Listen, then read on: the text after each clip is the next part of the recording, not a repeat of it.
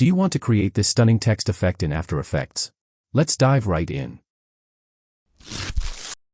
First, import any video or image into After Effects and create a new composition. Next, grab the text tool from the toolbar and type your desired text.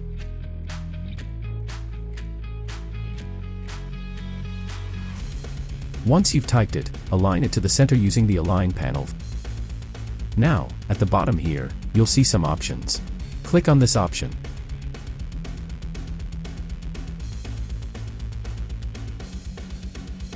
After that, from the Mode section and choose Overlay.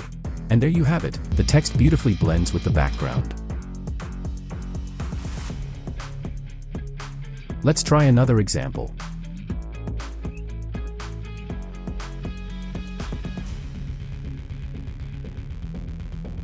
Type your text and again select the Overlay option.